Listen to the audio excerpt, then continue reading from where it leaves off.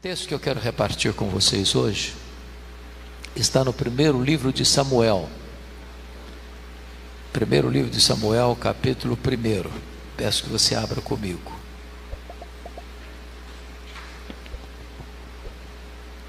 E nós vamos ler a partir do verso 1 até o verso 20.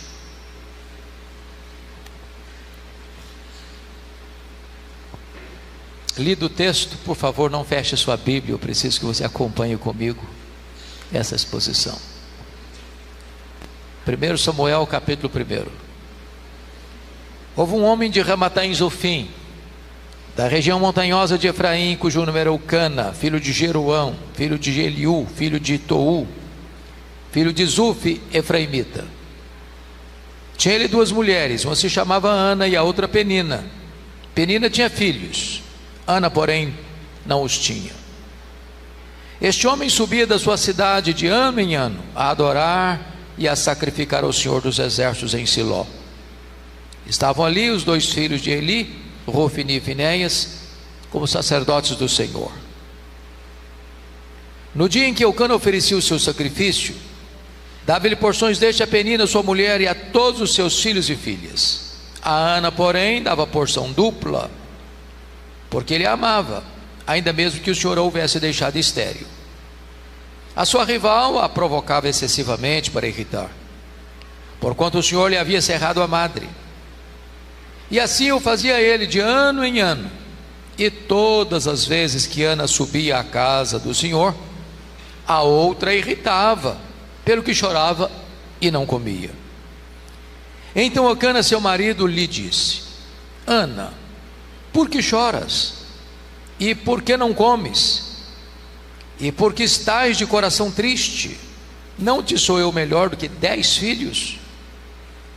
Após terem comido e bebido em Siló, estando Eli o sacerdote assentado numa cadeira junto a um pilar do templo do Senhor, levantou-se Ana e com amargura de alma orou ao Senhor e chorou abundantemente e fez um voto dizendo: Senhor dos Exércitos, se benignamente atentares para a aflição da tua serva, e de mim te lembrares, e da tua serva te não esqueceres, e lhe deres um filho varão, ao Senhor o darei por todos os dias da sua vida, e sobre a sua cabeça não passará navalha. Demorando-se ela no orar perante o Senhor, passou Eli a observar-lhe o movimento dos lábios, porquanto Ana só no coração falava. Seus lábios se moviam, porém não se lhe ouvia voz nenhuma. Por isso ele a teve por embriagada e lhe disse: Até quando estarás tu embriagada? Aparta de ti esse vinho. Porém Ana respondeu: Não, Senhor meu, eu sou mulher atribulada de espírito, não bebi nem vinho nem bebida forte, porém vinham derramando a minha alma perante o Senhor. Não tenhas, pois, a tua serva por filha de Belial, porque pelo excesso da minha ansiedade é que tenho, e da minha aflição é que tenho falado até agora. Então lhe respondeu Eli: Vai-te em paz, e o Deus de Israel te conceda a petição que lhe fizeste. E disse ela: Acha tua serva mercê diante de ti. Assim a mulher se foi em seu caminho e comeu, e o seu semblante já não era triste. Levantaram-se de madrugada e adoraram perante o Senhor, e voltaram e chegaram à sua casa a Ramá. Eucana coabitou com Ana, sua mulher, e lembrando-se dela o Senhor, ela concebeu. E passado o devido tempo, teve um filho, a que chamou Samuel, pois dizia: Do Senhor o pedi. Verso 26. Disse Ana a Eli: Ah, meu Senhor, tão certo como vives, eu sou aquela mulher que aqui esteve contigo orando ao Senhor. Por este menino orava eu, e o Senhor me concedeu a petição que eu lhe fizera, pelo que também o trago como devolvido ao Senhor por todos os dias que viver, pois do Senhor o pedi. E eles adoraram ali o Senhor. Amém. Bom, eu quero tratar do seguinte tema com vocês hoje: não desista de seus sonhos. Era o ano de 1952 na Nova Zelândia, quando um grande esportista daquele país, Edmund Hillary, nutriu no seu coração um sonho inédito, audacioso. O sonho de escalar a montanha mais alta do planeta. O sonho de chegar no topo do Pico Everest com mais de 8.800 metros de altitude. Ele preparou-se para aquela grande empreitada da vida, mas quando partiu para realizar o seu sonho, ele fracassou. Não conseguiu chegar no topo do Everest. Meses depois, ele foi convidado para dar uma palestra em Londres, e quando chegou no auditório, percebeu que propositadamente as pessoas haviam colocado uma grande gravura do Monte Everest na parede. Ele entrou no auditório, olhou para a gravura, abaixou a cabeça, dirigiu-se à plataforma. Quando passaram-lhe a palavra, por um momento ele esqueceu o seu auditório, voltou-se para a gravura e disse: Monte Everest, da primeira vez tu me derrotaste, tu não podes crescer mais, mas eu ainda estou crescendo. Da próxima vez eu te vencerei. 6 meses depois, Edmund Hillary era o primeiro homem na história da humanidade a chegar no topo do Pico Everest, deixando para nós um legado: não desista de seus sonhos. Eu sei que vocês têm sonhos, todos nós os temos. Quem não sonha não vive. Quem desistiu de sonhar, desistiu de viver. Mas é provável que neste seleto auditório haja alguém aqui que já tenha perdido os seus sonhos mais bonitos pelas estradas da vida. Talvez haja alguém aqui que já viu seus sonhos mais bonitos se transformando em pesadelos. Quem sabe até mesmo haja hoje alguém aqui que já desistiu de seus sonhos, que já enterrou os seus sonhos, que já colocou no túmulo de seus sonhos uma lápide: aqui jaz os meus sonhos. Eu quero encorajar você nesta noite a trazer esses sonhos e a colocá-los na presença de Deus. Nós estamos na presença daquele para quem não há impossíveis, para quem não há causa perdida, para quem não há vida irrecuperável, para quem não há doença incurável. Nós estamos diante do Deus Todo-Poderoso, que faz tudo quanto Ele quer para o louvor da sua própria glória.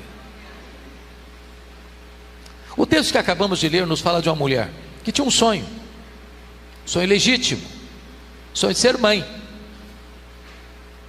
mas ela enfrenta um problema da esterilidade,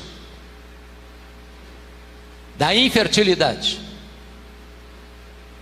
O ventre dela é um deserto. O sonho dela não pode ser realizado. E eu fico imaginando que se Ana fosse nossa contemporânea, ela enfrentaria pelo menos 3 abordagens. Talvez a primeira abordagem que ela receberia seria essa: Ana, você é uma mulher tão crente, você ora tanto, você vai tanto à casa de Deus, está aí com esse problema. Você deveria examinar um pouco melhor e mais meticulosamente a sua árvore genealógica, porque é provável que haja alguma maldição hereditária incrustada aí na sua família, e enquanto a maldição não for quebrada, você não vai ser curado. Só que o problema de Ana não era maldição hereditária. Se Ana vivesse hoje, alguém parecido com os amigos de Jó chegariam para ela para dizer o seguinte: Ana, ninguém sofre sem causa. Para você estar sofrendo, você deve ter feito alguma coisa errada. Enquanto você não confessar esse pecado, você não vai ser curado. Só que o problema de Ana não era pecado escondido. Se Ana vivesse hoje, talvez alguém mais audacioso chegaria para ela dizendo o seguinte: Ana, deve ter algum demônio da esterilidade escondido aí na sua vida. O que você precisa fazer é ir num culto de libertação. Só que o problema de Ana não era demônio. Por favor, observe o verso 5 comigo. O verso 5 é peremptório. Está escrito que o próprio Deus a deixou estéril. Veja o verso 6. O verso 6 diz que foi o próprio Deus quem cerrou a sua madre. De tal maneira que a doença de Ana não tem a ver com maldição hereditária, não tem a ver com pecado inconfesso, não tem a ver com demônio. A doença de Ana tem a ver com Deus. Isso dá um nó na nossa cabeça. Porque se Deus é bom, e Deus é, se Deus tem o melhor para nós, e Deus tem, então como Deus pode adiar os nossos sonhos e os nossos sonhos mais legítimos? Pois bem, é sobre isso que eu quero começar a tratar com vocês a partir de agora. Em primeiro lugar, Deus adia os nossos sonhos para nos ensinar que o Deus das bênçãos é melhor do que as bênçãos de Deus. A maior necessidade sua e minha não é da bênção de Deus, é do Deus da bênção. Nós poderíamos ter todas as bênçãos de Deus, se não temos Deus, nossa vida continua vazia. Podemos ter saúde, podemos ter família, podemos ter amigos, podemos ter trabalho, podemos ter prosperidade, podemos ter sucesso, e nada disso substitui a presença de Deus na nossa vida. Nós estamos vivendo, irmãos, uma geração, conforme conversamos agora há pouco no programa, antropocêntrica. O homem é o centro de tudo. Parece até que Deus virou um despachante celestial para atender as necessidades e demandas do homem. Parece que agora não é que a vontade de Deus seja feita na terra, mas que a vontade do homem seja feita no céu. Mas é preciso dizer que você e eu não somos o centro do universo, Deus é. Então às vezes Deus adia os nossos sonhos para que Ele, Deus, ocupe o primeiro lugar no nosso coração, na nossa vida, na nossa agenda. Segundo, por que Deus adia os nossos sonhos? Deus adia os nossos sonhos para nos ensinar que tudo o que temos veio de Deus, é de Deus e deve ser consagrado de volta para Deus. Ana disse para Eli: por este menino orava eu, pelo que eu trago como devolvido ao Senhor por todos os dias da sua vida. Se Ana não tivesse esse entendimento que Samuel viera de Deus e que era de Deus, ela jamais teria consagrado Samuel de volta para Deus. Se Ana não tivesse entendido isso, ela teria transformado Samuel num ídolo, e a vida dela estaria gravitando ao redor de Samuel. Mas porque ela entendera que Samuel viera de Deus e era de Deus, então ela consagra de volta Samuel para Deus. Irmãos queridos, há um grande perigo na vida cristã de nós pedirmos uma bênção para Deus e Deus nola conceder, e transformarmos essa bênção num ídolo, num substituto de Deus na nossa vida. Permita-me ilustrar. Você pede a Deus, por exemplo, prosperidade, e Deus dá prosperidade. A Bíblia diz que a bênção do Senhor enriquece, e com ela não tem desgosto. É Deus quem fortalece as nossas mãos para adquirirmos riquezas. Riquezas e glórias vêm de ti. Aí a pessoa começa a prosperar. Cada ano acrescenta mais um item na sua declaração de imposto de renda. É mais um carro, é mais um sítio, é mais um apartamento, é mais um bem. Aí a pessoa começa a ficar ocupada demais cuidando das bênçãos. Não tem tempo mais para Deus.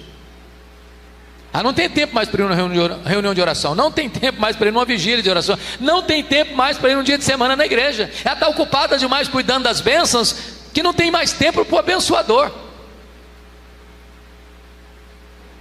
Entenda uma coisa: a vida que você tem é de Deus. A saúde que você tem é de Deus, a inteligência que você tem é de Deus, a família que você tem é de Deus, a casa que você mora é de Deus, o carro que você anda é de Deus, o dinheiro que Deus lhe deu é de Deus. Então consagre de volta para Deus o melhor daquilo que Deus lhe tem dado, para que a bênção de Deus não se transforme em um ídolo, não se transforme em um ídolo na sua vida. Terceiro lugar, por que Deus adia os nossos sonhos?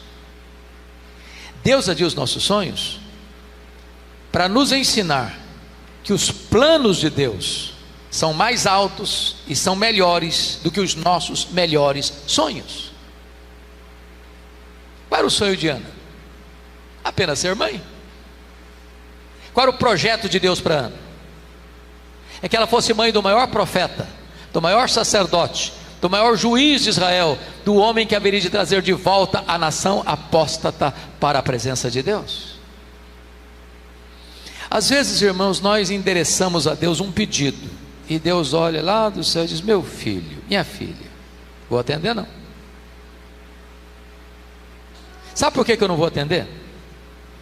Seu pedido é pequeno demais, é acanhado demais, é miúdo demais. Eu tenho coisa melhor, eu planejo coisa mais excelente. Os meus pensamentos são mais altos que os seus, os meus caminhos são mais elevados que os seus. Jesus nos ensinou a orar, e quando nos ensinou a orar, nos ensinou assim: pedi e dar-se-vos-á, buscai e achareis, batei e abrir-se-vos-á, porque todo que pede recebe, todo que busca encontra, todo que bate abrir-se-lhe-á. Isso foi o que ele ensinou. Às vezes nós entendemos o contrário. Às vezes nós entendemos assim: todo que pede recebe o que pede. Não, isso não está na Bíblia. Não está na Bíblia. E ai de nós se estivesse. A Bíblia diz que nós não sabemos orar como convém. Às vezes nós pedimos para Deus uma pedra, pensando que estamos pedindo um pão. Às vezes nós pedimos para Deus uma cobra, pensando que estamos pedindo um peixe. Às vezes nós pedimos para Deus um escorpião, pensando que estamos pedindo um ovo. Às vezes nós pedimos para Deus que vai nos destruir, pensando que estamos pedindo que vai nos dar vida. Deus ama tanto você que Ele não dá tudo o que você quer, Ele dá o que você precisa, Ele dá o melhor. Eu fico imaginando quando José fez aquele pedido para o copeiro do faraó, para lembrar-se dele. Ele estava preso, ele era inocente, e diz a Bíblia que o copeiro do faraó esqueceu-se de José. Ele ficou mais 2 anos mofando na cadeia. E você pergunta: onde está Deus que deixa um filho seu inocente padecer numa prisão imunda, com os seus pés em troncos de ferro? Por que Deus não tirou José da cadeia quando ele queria sair da cadeia? Se José tivesse saído da prisão quando ele queria sair da prisão, o máximo que ele teria sido era um bom lavador de copos no palácio do faraó. Naqueles 2 anos, Deus estava construindo a rampa do palácio para ele sair da prisão e ser governador do Egito. Eu quero lhe dizer que Deus tem o melhor para você, e é preciso entender que às vezes Deus adia os nossos sonhos, porque os planos dele são maiores e são melhores do que os nossos melhores sonhos. Quarto lugar, por que Deus adia os nossos sonhos? Deus adia os nossos sonhos porque Ele é Deus, livre e soberano, que faz todas as coisas conforme o conselho da sua vontade. Confira comigo, por favor, capítulo 2, versos 6 a 8, onde esta verdade está posta. Está escrito assim: o Senhor é o que tira a vida e a dá, faz descer a sepultura e faz subir. O Senhor empobrece e enriquece, abaixa e também exalta. Levanta o pobre do pó e desde o monturo exalta o necessitado, para o fazer assentar-se entre príncipes. Nas minhas caminhadas pelo Brasil, às vezes eu vejo, presbítero Tiago, pastor Antônio, algumas pessoas que em nome de uma fé robusta beiram a blasfêmia. Quando chegam para Deus com petulância e dizem assim: Deus, eu proíbo, Deus, eu exijo, Deus, eu decreto, Deus, eu determino, e ai de Deus se não atender. Até parece que essas pessoas estão assentadas num alto e sublime trono, e Deus acanhado aos seus pés. Que tolice, que tolice.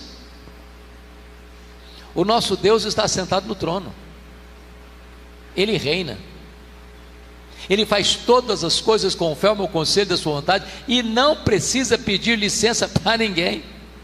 Ele é quem dá vida, Ele é quem tira a vida, Ele é quem exalta, Ele é quem humilha, Ele é quem põe no trono, Ele é quem tira do trono, Ele é quem pega o pobre necessitado do monturo e o faz assentar-se entre príncipes. Ele é Deus.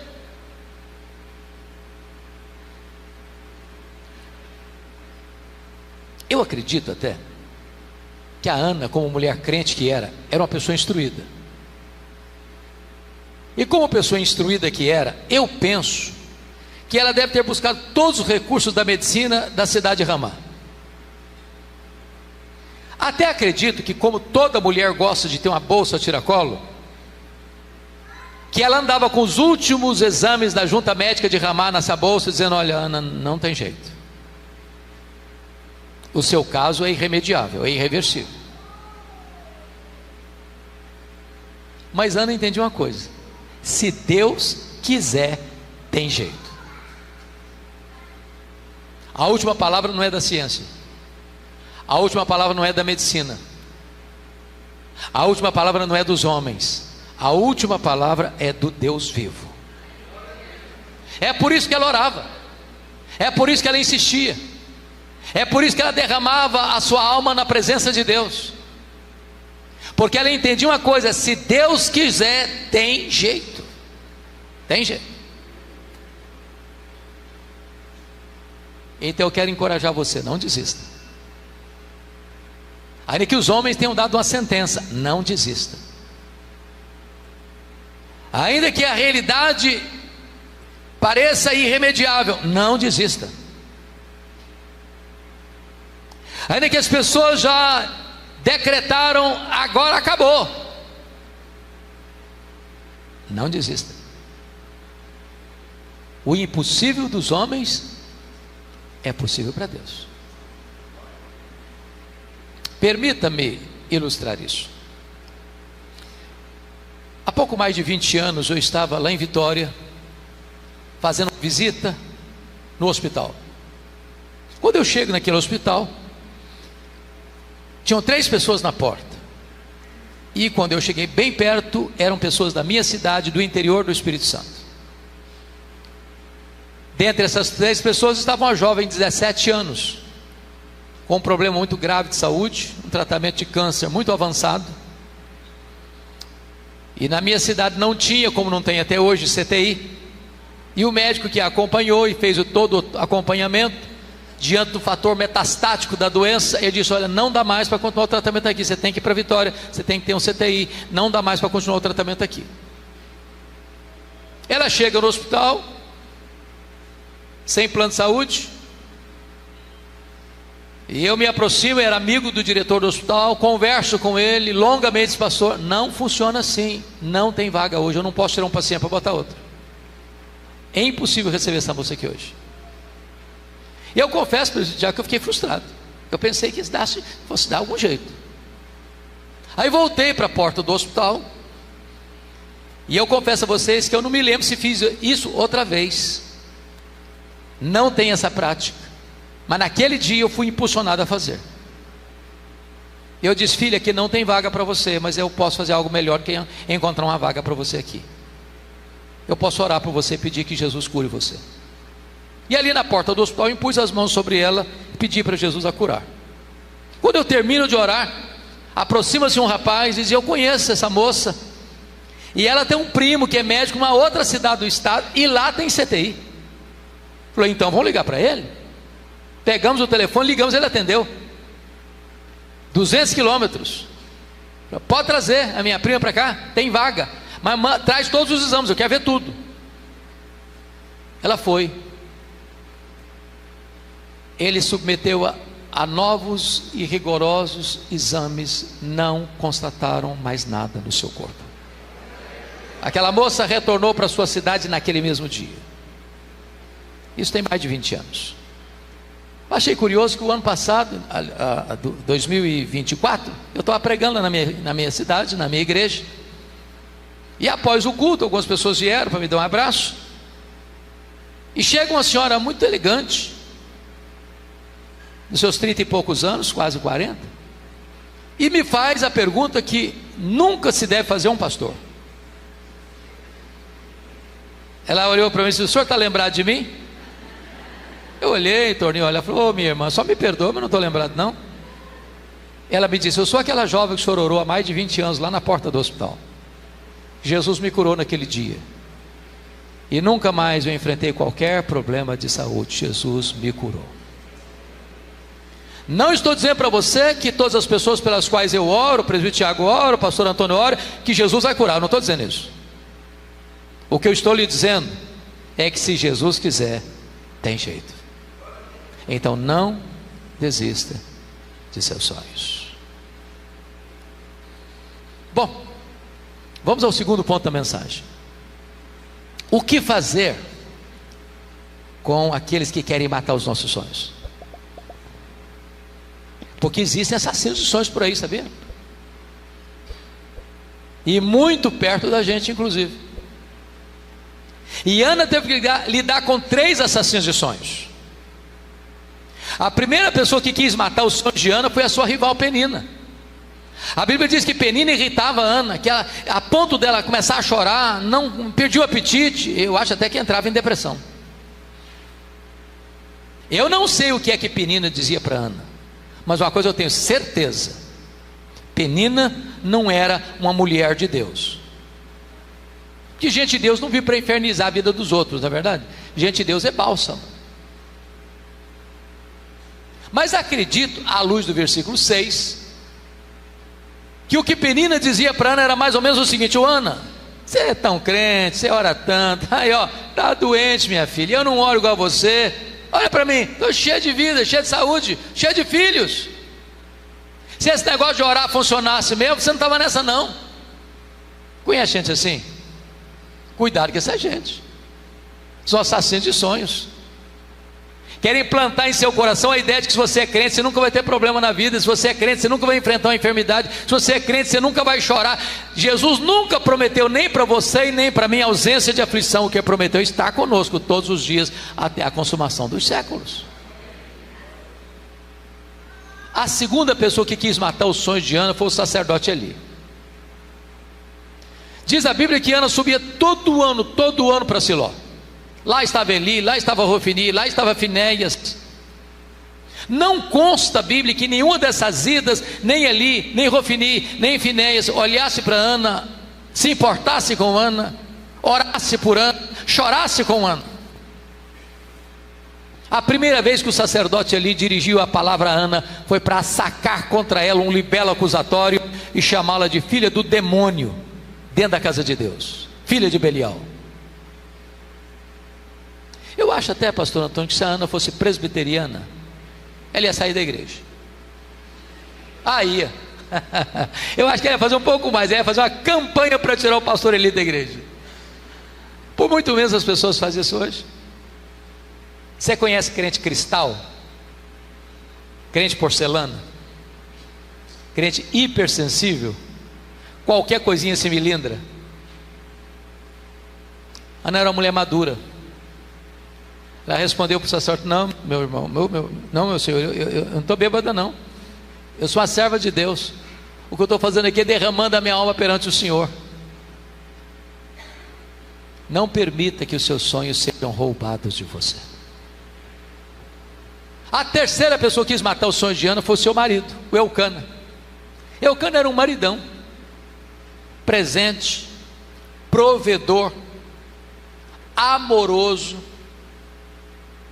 Eu só tinha um problema: cabeça dura demais. Eu não acreditava em milagres,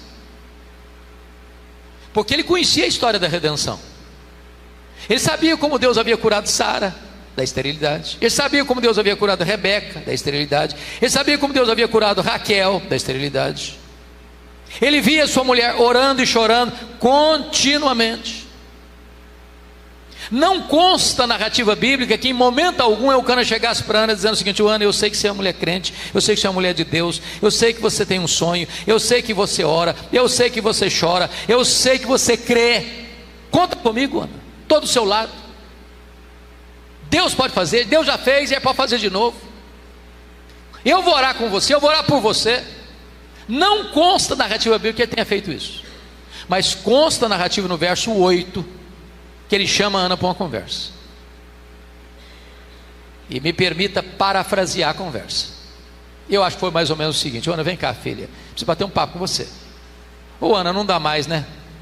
Tá demais, está exagerado, virou obsessão. Esse negócio de ser mãe virou uma doença na sua vida. O que é isso, mulher? O que é isso? Larga a mão desse pensamento, larga a mão desses sonhos. Para que você insiste numa coisa que não vai acontecer? Aliás, a junta médica de Ramá já deu o diagnóstico, não tem cura. Para que você insiste? Você só vive chorando, mulher. O que é isso? Aliás, você não está nem curtindo o maridão que você tem. Você não sabe que eu sou melhor do que 10 filhos para você? Se fosse hoje eu diria: Ana, pensa em mim, liga para mim, chore por mim. Não chora por ele não, Ana. Assassino de sonhos. Pode estar muito mais perto de você que você imagina. Não desista de seus sonhos.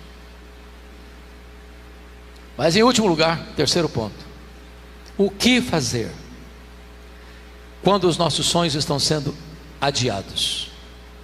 Ana nos ensina 3 coisas.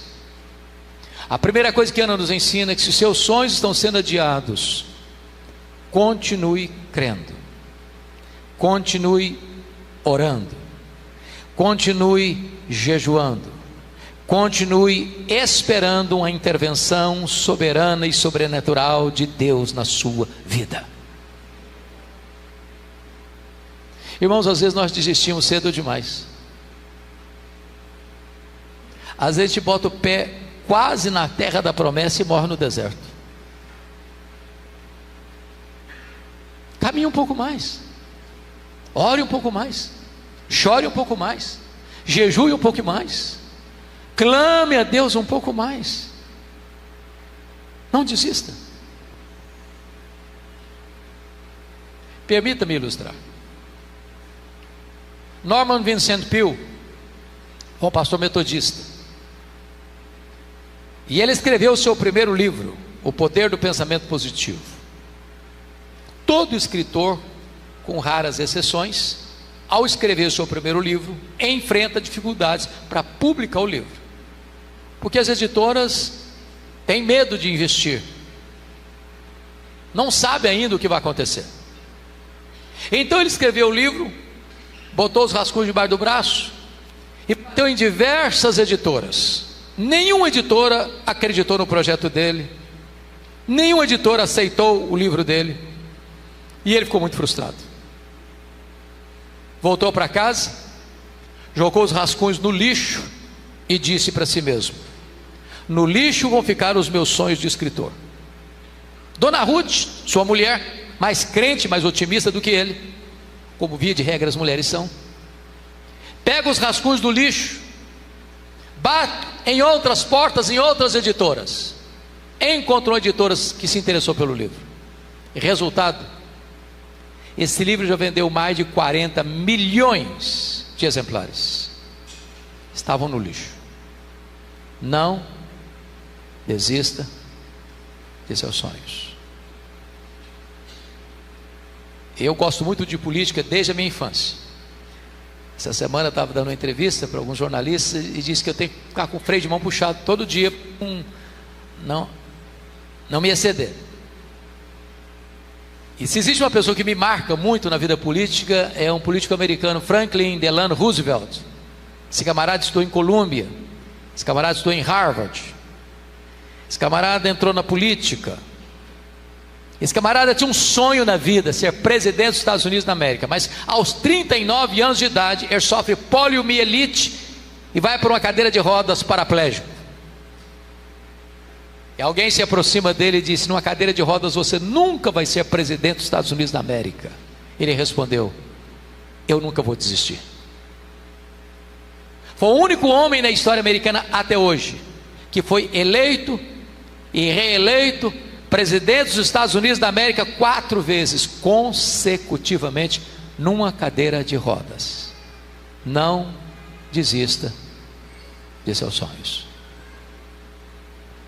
A segunda coisa que Ana nos ensina quando os nossos sonhos estão sendo adiados é que você precisa se apropriar das promessas da palavra de Deus. Irmãos, eu acho isso glorioso no texto. Pastor Antônio deve ter experiências com isso, e eu tenho as minhas também. Eu conheço muita gente,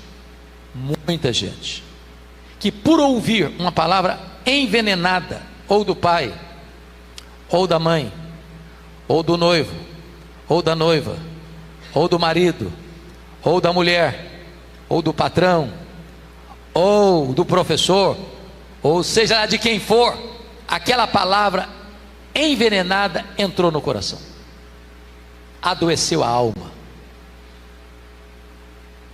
e trouxe consequências gravíssimas para a pessoa. Permita dizer isso a você: se alguém lhe pronunciar uma palavra que não vem de Deus, por favor, não hospede essa palavra no coração. Isso porque você não é o que as pessoas dizem que você é. Você nem mesmo é quem você pensa que você é. Você é quem Deus diz que você é. Quando Eli pronunciou essa palavra completamente insensata para Ana, chamando-a de bêbada, de filha de Belial, ela não acolheu essa palavra no coração. Mas agora esse mesmo homem que abrir a boca de forma insensata, abre a boca, é um profeta de Deus, quando diz no verso 17: vai em paz para a tua casa, e o Deus de Israel te conceda a petição que lhe fizeste. Essa palavra é boa, essa palavra é de Deus, essa palavra ela acolheu, essa palavra entrou na mente dela, essa palavra entrou no coração dela, essa palavra trouxe cura emocional para ela, a ponto de quando ela sai de Siló, não tem mais tristeza no seu semblante. E diz o texto que ela desce para Ramá, que ela coabita com seu marido, que Deus se lembrou dela, que ela concebeu, que ela deu à luz a um filho, a quem pôs o nome de Samuel. Em outras palavras, em Siló Deus curou sua alma, em Ramá Deus curou seu ventre. Em Siló ela creu, em Ramá o milagre aconteceu. Você quer ter a vitória de Deus na sua vida? Alimente o seu coração com as promessas da palavra de Deus. Não escute os arautos do caos, não escute os profetas do pessimismo, não escute os embaixadores da incredulidade. Ouça a palavra de Deus, creia na palavra de Deus, aproprie-se das promessas da palavra de Deus. Por quê? Porque Deus vela pela sua própria palavra em a cumprir, e nenhuma das suas promessas cai por terra. Brincando com vocês um pouco, Ana queria ser mãe, mas ela vivia chorando nos quartos escuros. E uma mulher com o rosto banhado de lágrimas normalmente não atrai o seu marido.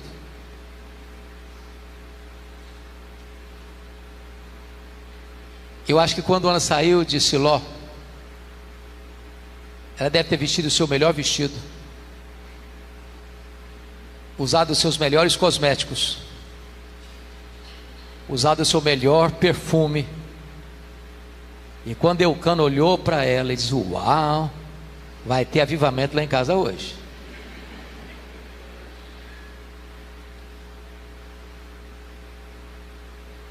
E diz a Bíblia que Deus se lembrou dela, e o milagre aconteceu. Você não vive por circunstância, você vive pela fé. Eu gosto disso porque quando Ana desceu de Siló, só a sua alma estava curada, mas o seu ventre ainda não. Eu gosto quando Deus disse para Jó, e Jó recebe a revelação de Deus, e quando Deus se revela para ele com toda a sua glória e majestade, o Jó diz assim: agora eu sei que tudo podes, e nenhum dos teus planos pode ser frustrado. Eu te conheci só de ouvir, mas agora os meus olhos te veem, e eu me abomino no pó e na cinza. Ele ainda estava doente, ele ainda estava enlutado, ele ainda estava falido, a mulher dele ainda estava brava com Deus, e os seus amigos ainda o acusavam. O que mudou não foi a circunstância, o que mudou foi o entendimento. Hoje eu quero encorajar você a tomar posse das promessas da palavra de Deus, ainda que as circunstâncias à sua volta ainda não tenham mudado, porque o Deus da promessa é o Deus do milagre. Terceiro e último ponto: o que fazer quando os nossos sonhos estão sendo adiados? Volte às trincheiras da luta. Ana saiu dos quartos escuros, Ana parou de chorar. Ana queria ser mãe, e ela caminha na direção de ser mãe, e coabita com o marido. Irmãos, se existe uma doutrina bíblica que é muito, muito, muito consoladora, é a chamada doutrina da soberania de Deus. Sabe o que significa isso? Nós não cremos em acaso, nós não cremos em sorte, nós não cremos em azar, nós não cremos em determinismo cego, nós não cremos em olho gordo, nós não cremos em misticismo. Nós cremos que a mão de Deus dirige o nosso destino. Nós cremos que os problemas que vêm a nós não colheram Deus de surpresa, e Deus não está lá no céu esfregando as mãos sem saber o que faz da nossa vida. Tudo que acontece conosco tem um propósito, tem um plano. Sabe o que significa isso? Volte a viver, volte a sorrir, volte a cantar, volte a crer, volte a saber que Deus está no controle da sua vida.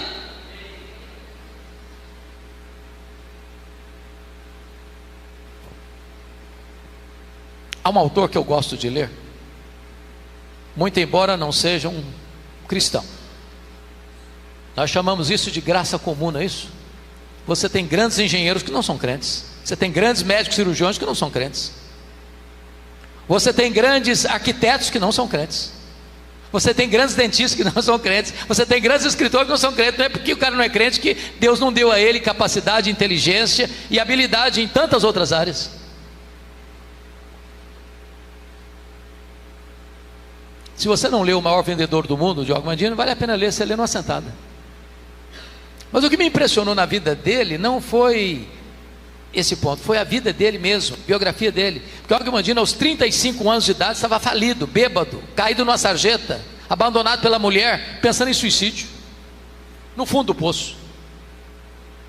10 anos depois, ele estava no topo da fama mundial, escrevendo livros lidos e traduzidos no mundo inteiro, encorajando as pessoas a viverem com otimismo. Aí eu fico pensando assim comigo: meu Deus, se um cara que não é crente consegue viver com otimismo, e eu, e você, que podemos afirmar: este é o dia que o Senhor fez, alegremo-nos e regozijemo-nos nele. Irmãos, crente tem que ser animado, sabia? Não dá para ser crente com cara comprida, não. Parece que chupou limão o dia inteiro. Você tem que acordar de manhã e dizer: Deus, pode ser hoje aquela resposta, aquela luta, pode ser hoje, Senhor.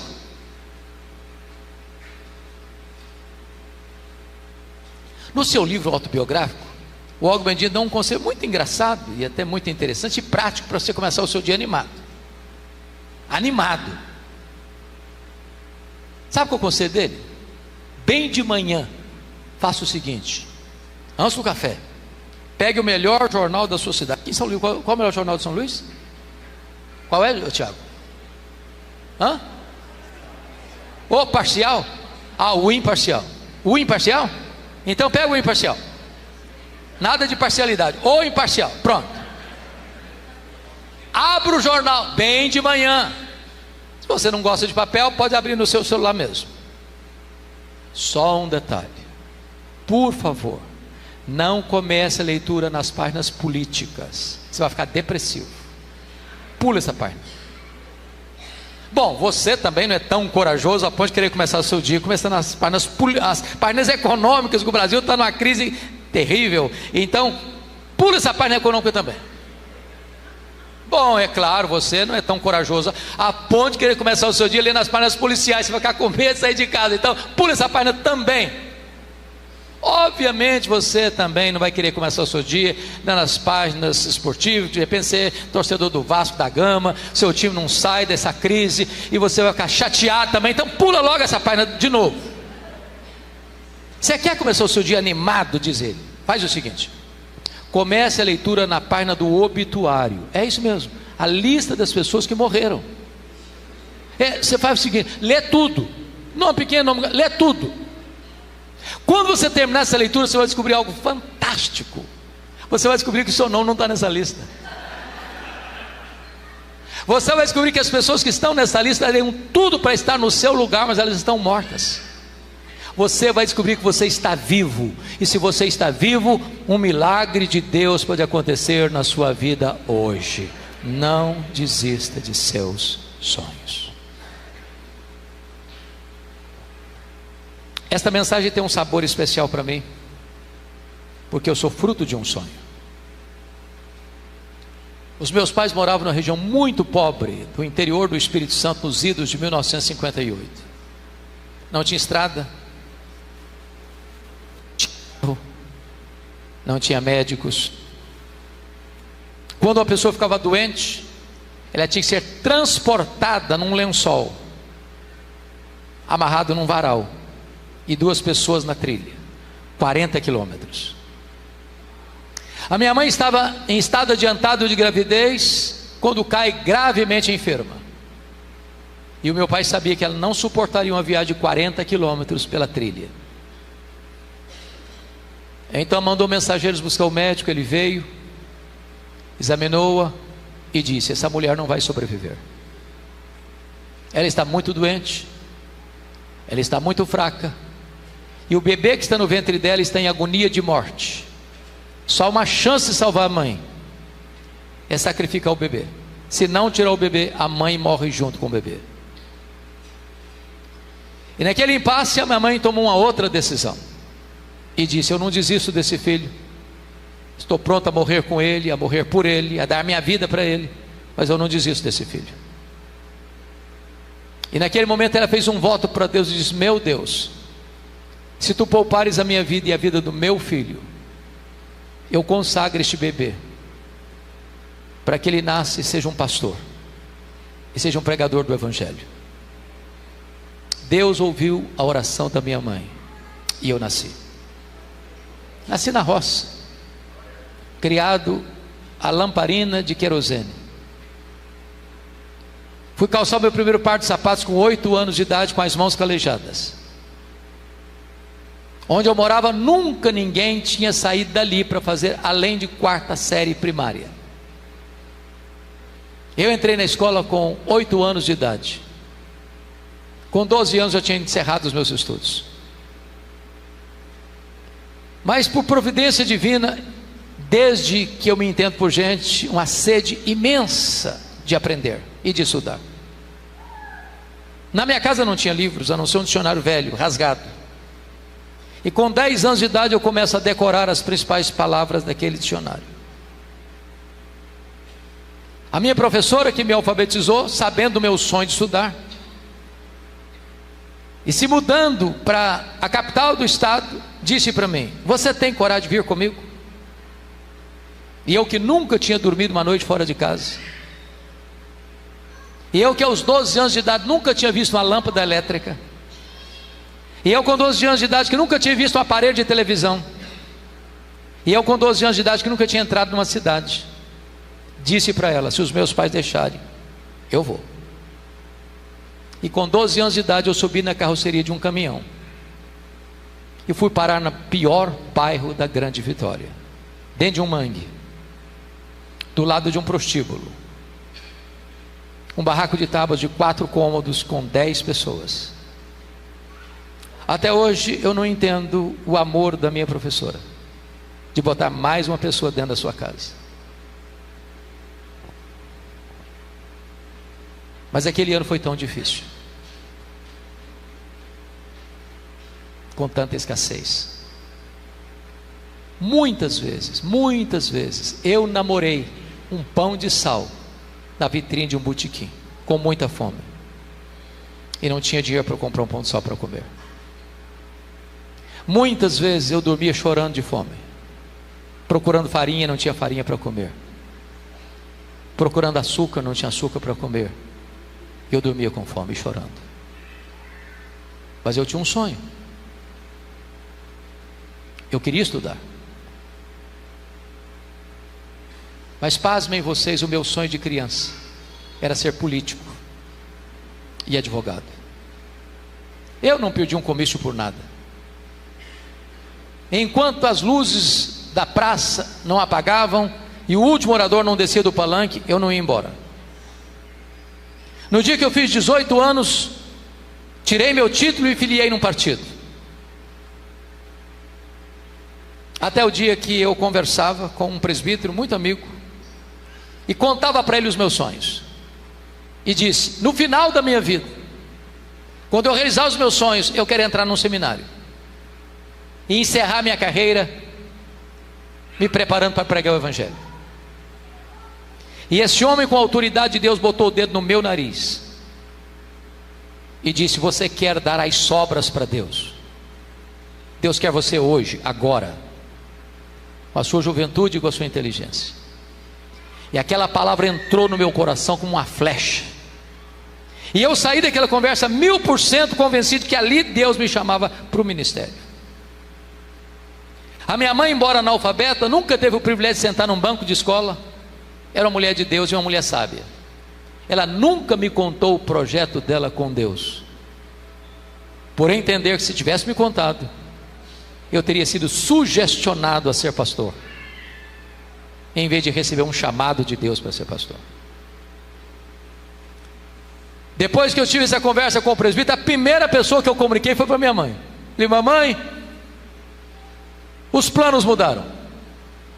Não quero mais ser político e nem vou ser mais advogado, eu vou ser pastor, eu vou para o seminário. Ela disse: filho, nenhuma surpresa, por esta causa eu já orava antes de você nascer. A minha mãe era uma mulher muito doente, sempre foi, desde que a conheci. Mas presbítero Tiago, antes dela partir para o Senhor, ela me chamou à sua casa e me contou toda essa história, e me contou mais: meu filho, nesses anos todos eu nunca deixei de me levantar de madrugada, dobrar os meus joelhos e pedir que Deus levantasse você, que Deus capacitasse você. E eu chorei muito com ela. Eu a abracei e disse: mamãe, a senhora está me ensinando as lições mais importantes da minha vida. Um filho nunca é pobre se tem uma mãe que ora por ele. E a senhora está me ensinando mais, minha mãe.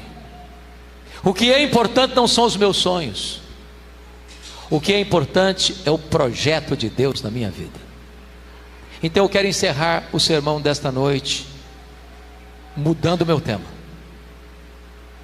Desista de seus sonhos. Desista de seus sonhos.